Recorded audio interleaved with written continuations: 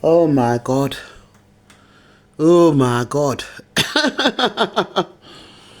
Welcome to the Michelle Francis YouTube channel. My name is Michelle Naomi Francis Williams.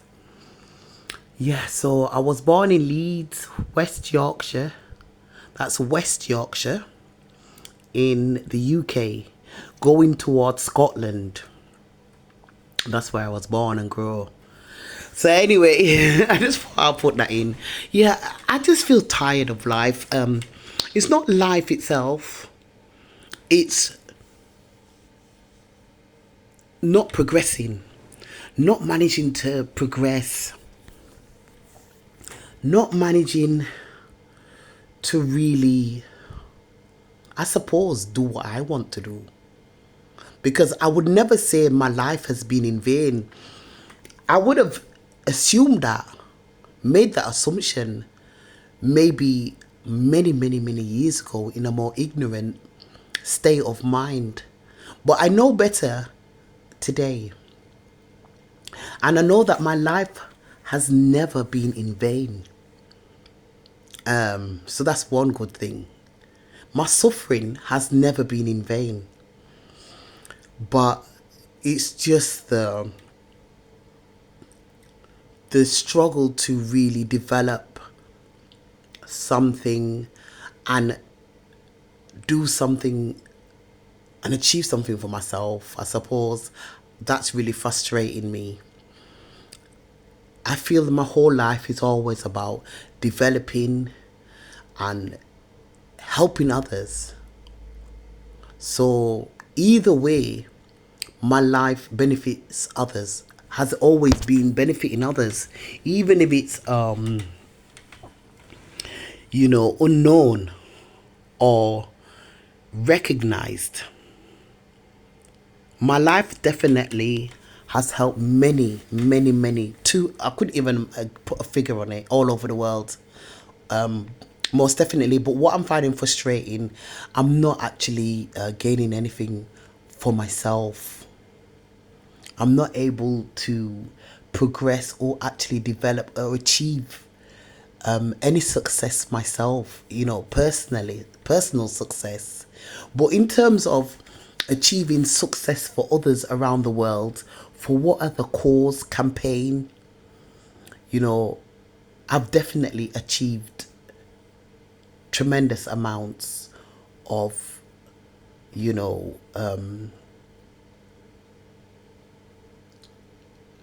insight, knowledge, achievement, success, acknowledgement, recognition, awareness, etc. for other people, lots and lots. I can't even put a figure on it. And internationally, all around the world, of every race, every religion, every creed, every gender, every sexuality, even the animals. I've raised quite, a good profile on animal rights, and justice for animals, and economic and sustainability,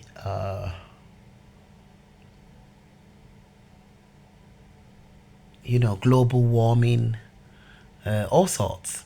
But why I'm feeling frustrated today, and I keep feeling like this every now and again, I feel that it's all good and right to be exploited if it's for the benefit of others.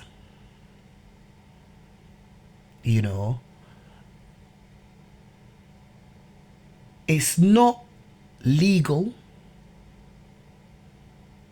but I'm aware for a very long time that I've always been exploited to help others around the world and to help good causes,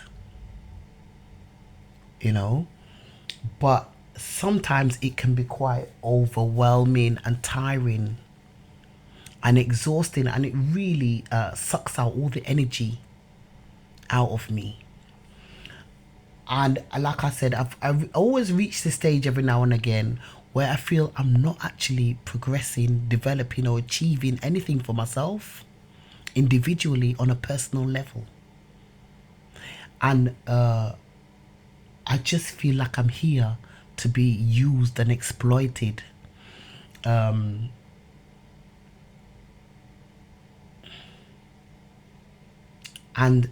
the only reason, I mean, the idea that I exploited a young half-caste girl, mixed biracial girl, who's my younger sister, is absolutely bollocks. I mean, they're just lying. And so many people, I don't know if they're aware of the actual circumstance and the truth here, but that's not even true. And the honesty is, I am the real original suffragette. And the idea that the system, the power structure, allows and initiates the false narrative that the victim is always to blame, or they started it, or they did something wrong. This is always the narrative when they exploit and use our people, especially black dark skin, for modern day slavery, exploitation, because they have to make an excuse. Otherwise, how are they going to blatantly be able to get away with it? Imagine blatantly picking on vulnerable sections of society. Now, when they go to countries and they found that there's villages nestled on land that is so fertile and rich in resources and wealth. Now, these families have been living there for thousands and thousands and thousands of years. And along comes big bullies, wants to move them off that fucking land. Now, straight away, these natural inhabitants of that land who've been there for thousands and thousands and thousands of years, put up a fight and say, no, you can't just fucking come along and push us off because this is our land, because you want to make fucking money off us. This is not about money for us. This is about a lifestyle and traditions that have been practiced for fucking centuries upon centuries, that we're not willing to just disregard like you Western people. And then ensues the fight. Now, the first strategy that the West have to do is make up a narrative, a false narrative, that they have actually done something wrong, therefore they deserve to be exploited. So they will always play on the fact that, oh, they did something wrong, they're bad. And they're not. They're innocent. But by the time they've spun this web from the manufacturing fucking production machine of the mainstream media and using all their tools and stuff like that for their advantage, what happens is people start to believe these webs that are spun out. And I've never exploited my younger biracial sister, but the biracial people and the white people and many others actually involved are the ones that have been exploiting me. You see, when I was I don't even know how old, 6, 7 or 8, there was a landlord, a lodger. He was biracial. I think his name was Stephen. I can't remember. I was in bed sleeping in the next room with my older sister Yvonne. While I was sleeping fast asleep, I felt somebody trying to suffocate me. So I immediately looked up and he had his hand over my mouth. Remember, I'm a little 6, 7 or 8-year-old child, a baby, an infant. And he put his hand over me. He's a big, fully grown adult, this man, biracial. He put his hand over his mouth. He's trying to suffocate me to death. And he's climbed on top of me. His full weight on my small, tiny body, my black body, tiny little girl, me tiny little nunu. He was full blown on top of me, trying to penetrate me and rape me with his hand over, suffocating me. Now, these biracial people think, oh, I owe them. I don't fucking fucking owe them nothing. If I wanted to kill all of them out, I could have killed out enough of them. Because clearly, you can't turn around and say, oh, well, you did this. Wait a minute, then you did this. You know? I can easily say, well, hey, what, you did this. How the fuck can you do that? There was never an excuse. You see, some people are mixed up and confused. And one thing I learned, you never excuse pedophiles who rape young infants and babies and toddlers. You can never justify and excuse them anyway. So the very fact that these biracial people are trying to justify the rape, the vicious, violent rape of a big, full-blown adult male who's biracial on top of an infant, a toddler, who's a black and dark skin with African features. And you try to justify that and excuse it. That's why they have secret societies. Because no biracial in this world, mixed race or biracial, remember I've said that on video, including Obama, could ever go into any court or anywhere public and try to justify the vicious, vile abomination and atrocity of a big, full-blown grown adult male, who males are by genetic stronger than females anyway. But we're even talking about a fucking baby, a little black girl with African features, dark skin, who is no more than a toddler, a baby. And this biracial adult, full grown, confused, because he probably grew up in St. Bernardo's and didn't know his mum and his dad. But what's that got to fucking do with me? And then he's climbing on top of me violently, trying to rape me and penetrate my tiny little baby Nunu. How could he justify that? They can't. That's why the secret society is, because no pussy will ever get away with trying to justify that. He'll be shot in the fucking head immediately as he's talking in the court. Somebody will just blow his head off and say, well, no, man, we can't accept that. We can't. You see, and throughout my childhood, you know, as an infant, from a very young age as an infant, I've always experienced violent rape, and it's been very violent.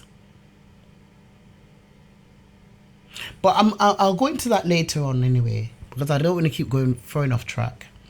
But there you get, you know, the reason why I brought it up, because you got this woman, she says she's Huey P.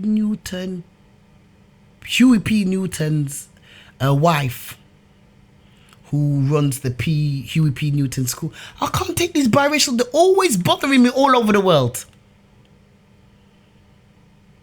You know, and I don't know why. I just don't understand what the fuck you want. I don't fucking owe you nothing. You cannot exploit me. You feel it. You've got ego. And this is the major problem, is ego. I mean, I don't really know anything about Huey P. Newton, but the wife is talking shit. Oh, my mum, because her mum's white, and her mum managed to secure buildings in a very racist, hostile time where black people could not get to rent buildings for business and residencies.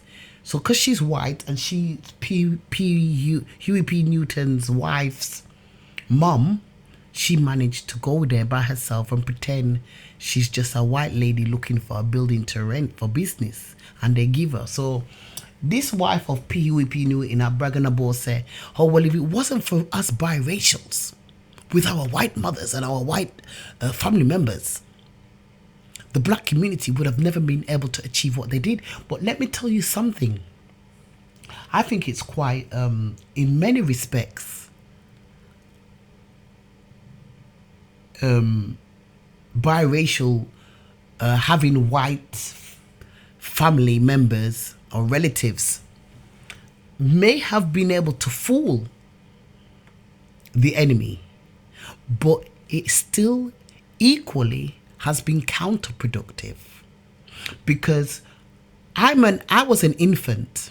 I'll be telling you the truth. Huey P. Newton's wife, and the lodger who my dad kindly put up in the house those days, kindly put him up in the house, and the children were upstairs. We were infants, me and Yvonne. I was the younger one. And I was very skinny. I wasn't this big, fat, tough bully like they're trying to make out. It's all lies. You only do that to justify yourself because you know you're guilty. You feel guilty and you carry a guilty conscience. But I was actually a very skinny black girl. Very skinny black infant. And because I hardly used to eat. People don't realize that I didn't eat. I was one of them children that had a very big problem with eating dinner. I couldn't stomach it. The only time I used to eat dinner was at school because I liked the school dinners, but I would never eat at home or anywhere else. I didn't like it. For some reason, I liked the school dinners. But that's all I used to eat. So I was very skinny, and also because I was very active from 6 o'clock in the morning, till in the evening, around about 7 o'clock. That's it. I'm out. 6 o'clock in the morning till 6 o'clock in the evening. I was tired. So I was active all the time I was awake. So I was very, very skinny and undernourished. And so the idea that I'm some big adult, that you're kicking down, raping, punching, stabbing, you're stabbing a 5-year-old or a 6-year-old or a 7-year-old infant black girl. Imagine biracial adults standing over a little black infant child from Africa who comes from poverty. She's skinny, undernourished, a little skinny infant, and you got all these big adults punching her, kicking her, stabbing her, and then they turn around and say, well, I don't like the way you spoke to my little niece at the school who's the same age as you. Infants and girls are supposed to deal with their own fucking problems. You don't have adults jumping in, but biracial people feel that they've got a fucking right, and they're not right in the head. Number one, me and Tracy at Harold's Primary School are the same fucking exact age. Number two, we're both girls. You leave girls to sort out their own fucking problems. You know what I mean? And they're the same age. How can you, big adults, and then you get 10 million of them all over the world, adults, kicking and punching and raping repeatedly, infecting with STDs, shoving their cock in her mouth, and she's only 6 years old. She's a little girl and she's 6 years old.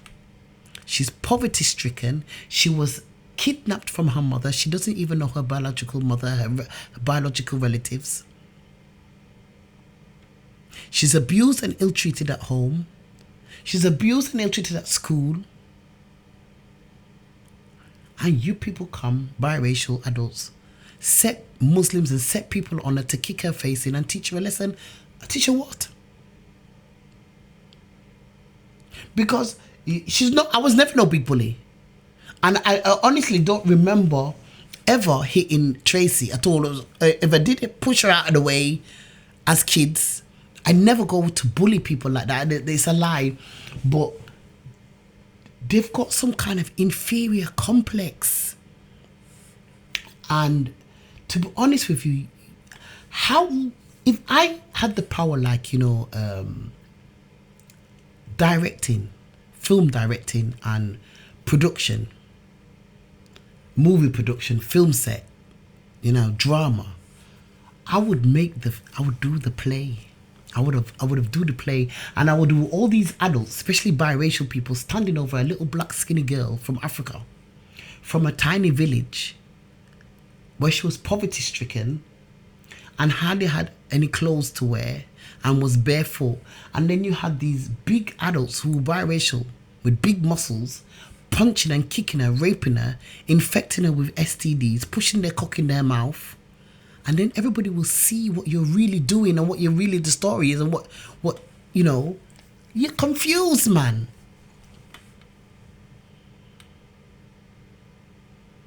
And then they would turn around at the end of the film production and say, oh, well, she pushed my little niece, who's the same age as her, and biracial at school, in the playground.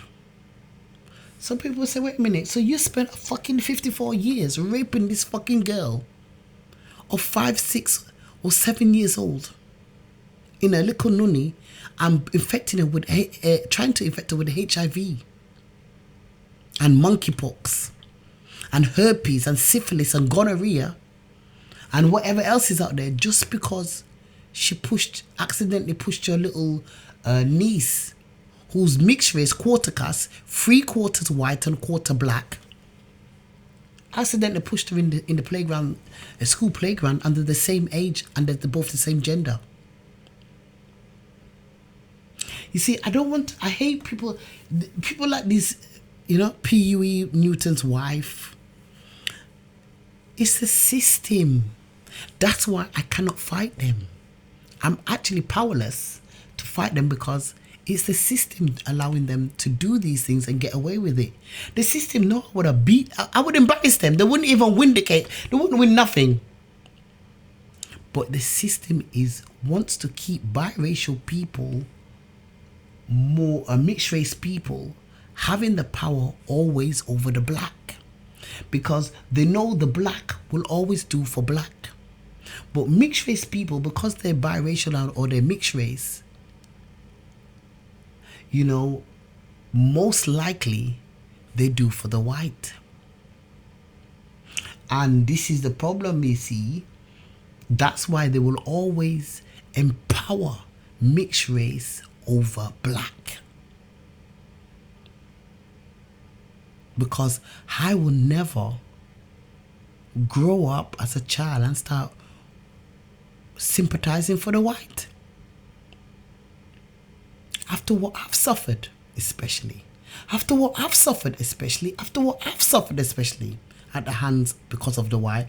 So the likelihood is you're more likely to get the mixed race, who will advantage and benefit the whites more than the black. You see, to some degree, I don't mind being exploited if it's helping the black. But most of the time, they exploit me, the system, the white power structure exploit me to help the white, the biracial, the mixed race, the Asian, the Chinese, more than the black. Black do get some kind of help and support from it and some benefit, but it's really quite small compared to the majority rule, who are the real recipients of my exploitation. But you wouldn't know that. But I know lots of things that I can see. But you can't see through my eyes, so you would probably think, or they make out to you behind my back that, the black people are exploiting and getting the benefit of it. No.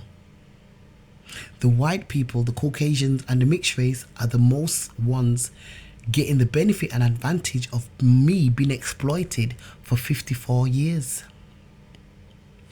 So anyway, you see, I don't want to get off track. So because they feel guilty, they're making up stories. Oh, you're racist. How the fuck was I racist? I was never racist. They're racist. You understand? They're fucking racist. They're confused. And, it's just crazy. But anyway, the next thing I want to say was, I don't want to go off track. Jaguar Wright, she keeps going about, he did this. I don't know the story really with Jaguar Wright, but I know she's got a lot to say about all these black Hollywood celebs. But I think maybe, cause she can sing, she's talented herself, she can sing. I haven't really seen any evidence of her voice being particularly exceptional, but she's got a very good voice and she's got a strong voice, but it's like it goes to a certain range. I haven't seen any videos yet of her covering any other voice ranges, but she has got her own unique voice and style, and she can sing. She's got a very good voice, a very strong voice, but I haven't seen it unless there's lots of other videos on her when she was in her peak that really show that she can cover certain other ranges of her voice. I've not seen any of those videos. I've only seen very limited videos of her singing, very, very limited. And her voice only covers one set range. It doesn't really broad out to other ranges and really say, yeah, wow, that girl powerful there, man. She don't got that kind of voice, but it's okay. You know, it's okay. But I feel, say, she was up there in there with them people there at one point when she was younger, in her peak, in her prime. But somewhere something happened. And I've noticed Jaguar White, you're always in khaki. You know when they show her interviewing and she's always like, hey, and this, what did that? I've noticed she's always wearing khaki. You know when somebody's fighting something and say, no, and me or them. She's always wearing khaki. She's always fighting. She's a soldier. She's fighting. And somewhere something happened, Jaguar White. I don't know your story. Honest to God, I don't really listen to you to that much, to be honest, because you're a bit of a gossip to me, and it seems like there's a lot of things that I don't know. I honestly don't know, but I feel you got caught up in something with them, and you got the blame, and it ruined your career and your potential to reach stardom and success and wealth, because you was in there with them in the early stages. I think that was the 80s or the 90s. Somewhere along the line, you got cut out of the picture because you was involved with something with them, and they put it on you, and you got the blame.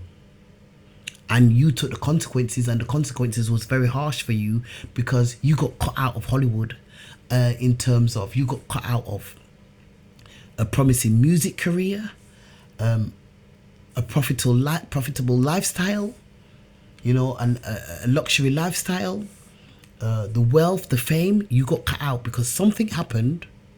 Whether you were all making fun of me with ginger hair and you was involved in it, and it was all fun and games at first, then somewhere it went awry and it went awfully wrong, and you got the blame for something.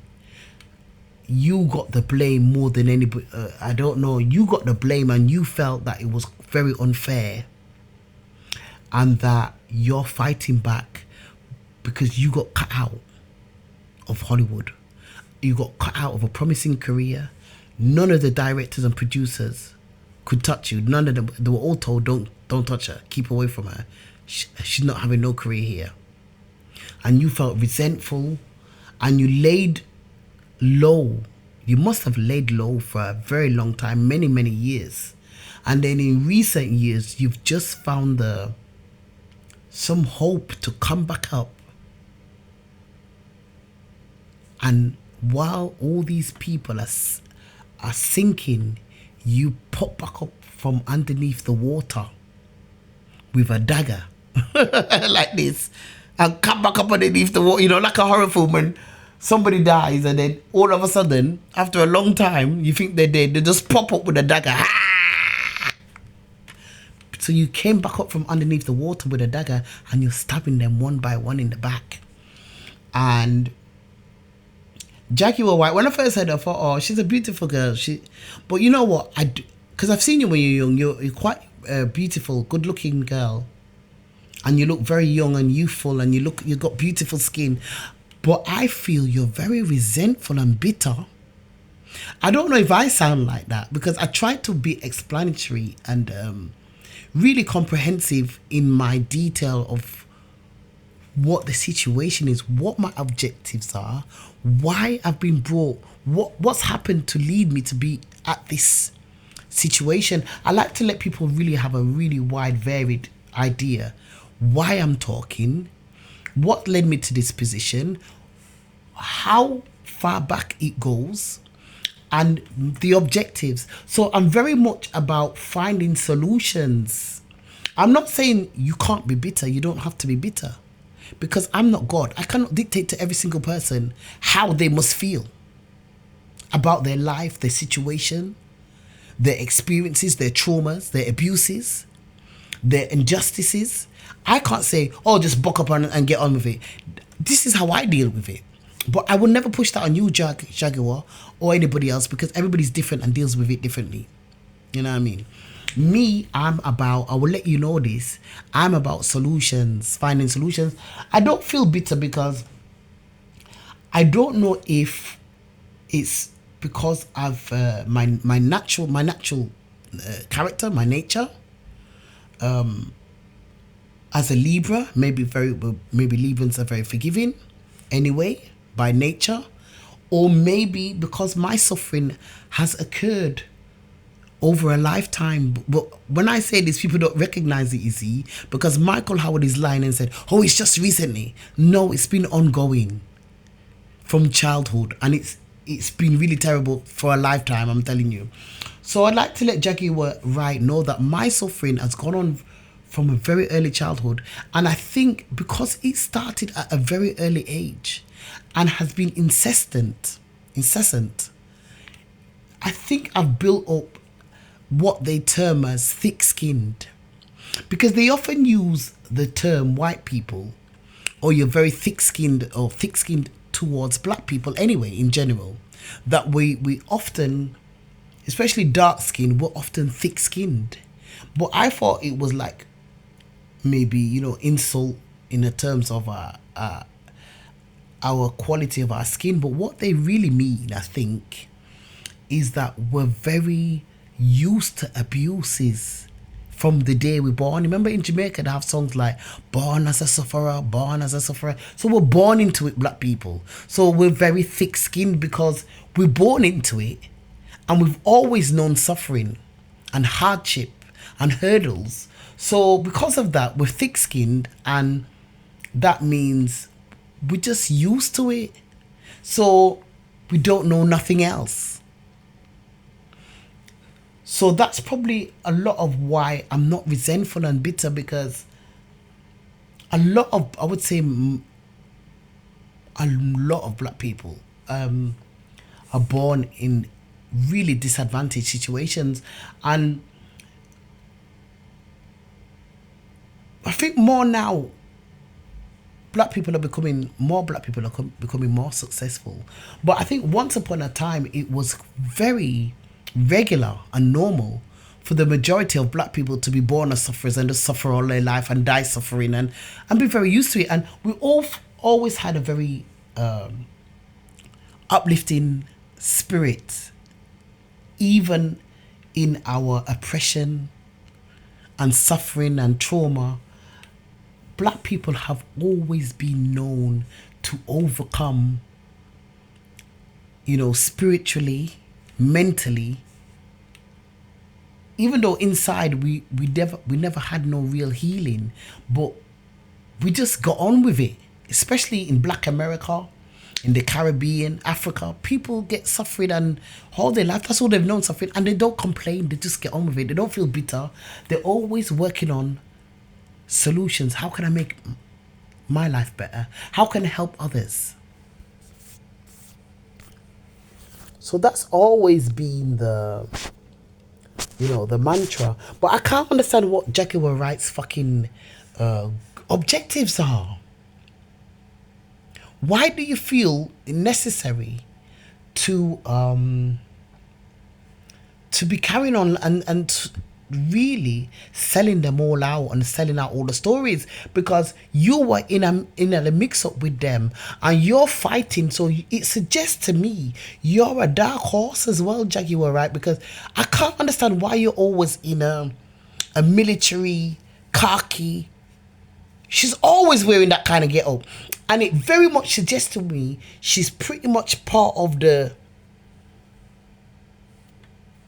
what do you call it, the triangle with the eye in it. She's pretty much part of it. I think she's pretty much part of it herself. She's always wearing khaki, which is very befitting. Every time she seems to be on camera, she's letting everyone know, I'm fighting it, honey. Fuck you. You put it on me. I'm getting you back now, all of you. That's what the message is coming from her. And it coming like, ginger hair represents masturbation. And there was long time ago masturbation going on. And she was involved in the Hollywood crew, and they was all involved in shit because they'd all been put up to this subliminally without realizing they were all set up.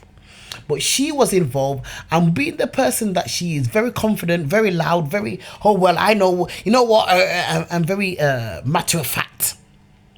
She clearly had a very definitive part and play in some things that went wrong, because they're watching people masturbate and they're getting excited and they're taking the piss and they're mocking, and somewhere in this whole get up and mockery, she was involved when it went wrong, and she obviously played a definitive role.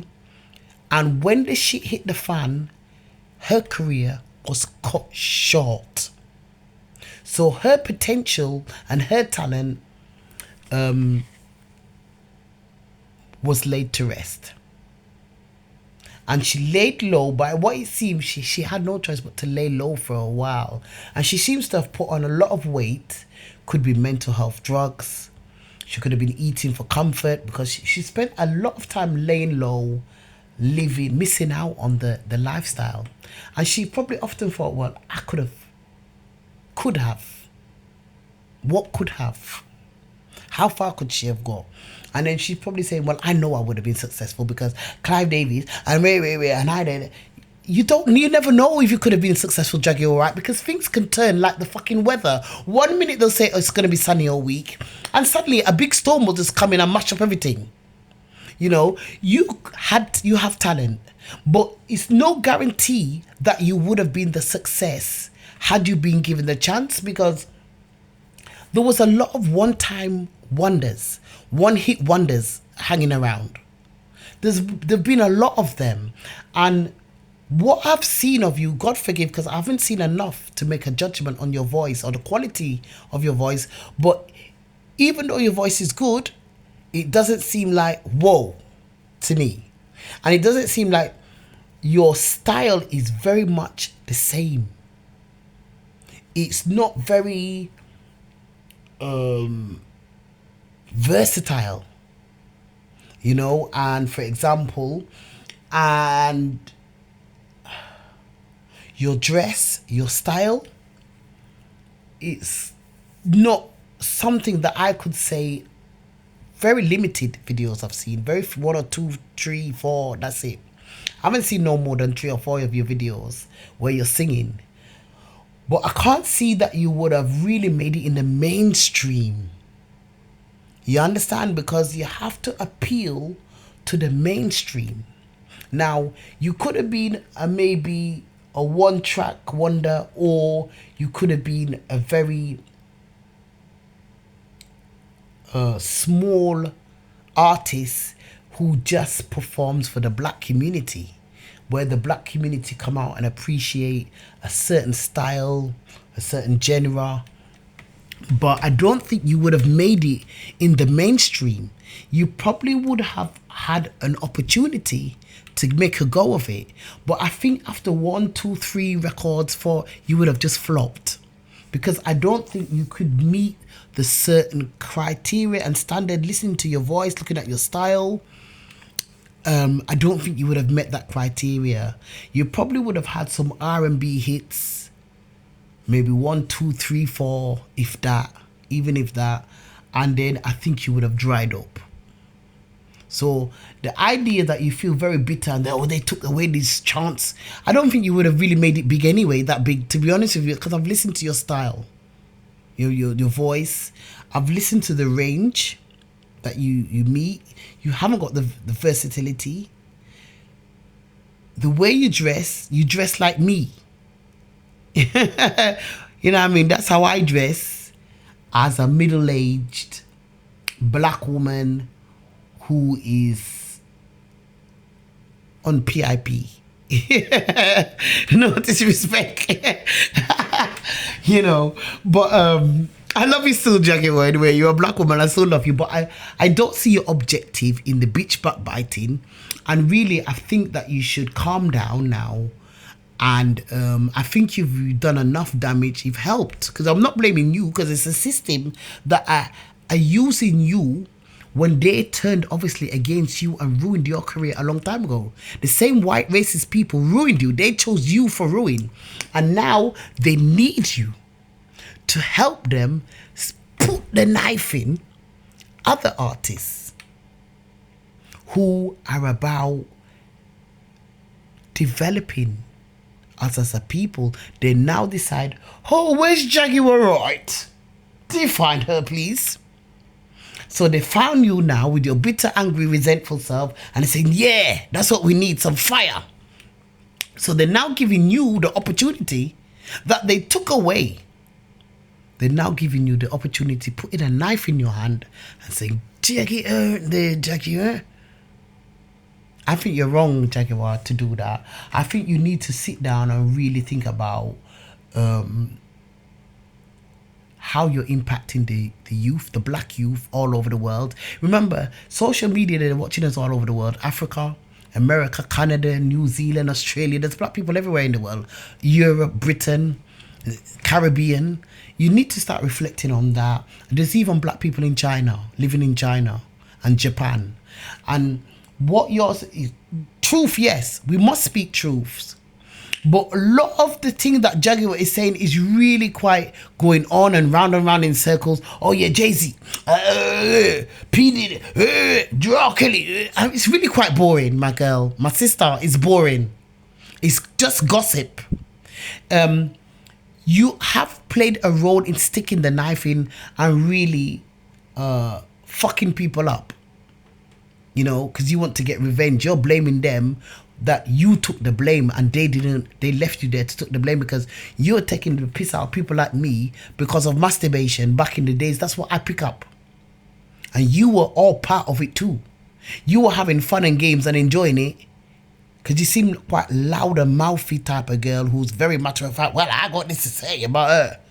And then you got the shit because the white people chose you because they didn't appreciate you and they didn't like you. And now they need you to fuck up everybody else because they're about solutions for the black community. You're coming now, they give you the upper hand and put a knife in your hand, in one of your hand, so you can fucking kill everybody. Stop it, Jaguar. Leave P. Diddy alone. You know what I mean? Fuck you. Leave P. Diddy alone because them man there have schools for fucking black kids. Them man there have schools established for black children. Them man there have business thing there, solution for black youths. Them people there have certain programs to feed our black community. What the fuck do you have? You had your opportunity, my girl, and unfortunately, however bitter you feel, it didn't go the way you planned it. Move on and start finding solutions that can make us develop and progress as a people, as a unit, as a collective. Don't start offloading your bitterness and your anger because you decided to target a London-based British black girl because of masturbation who had young children. You fucked it up. Take that man, take off your khaki, your military soldier fighting, take it and calm down. You most likely went too far with it. You were the one with the biggest mouth. That's what I can see there.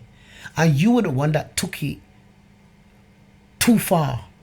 And that's why your career was cut very short. So move on, my girl. Come with a solution for the black community worldwide. Come with ideas because a big woman like you, I'm older than you, but I don't know. Maybe we're the same age. But what you should be using your social media platform for and your eye of the Illuminati opportunity now is not to fall into the same trap. Yeah, bitch, backbiting, nasty, sabotaging, malicious, because that's what fucked you up in the first place. I'll be very honest. You know what I mean? But come now as a mature, experienced, and older and wiser, and say, you know what? I fucked up in the past. You know, I'll admit that. And people are fucked up as well. But just say I'm not about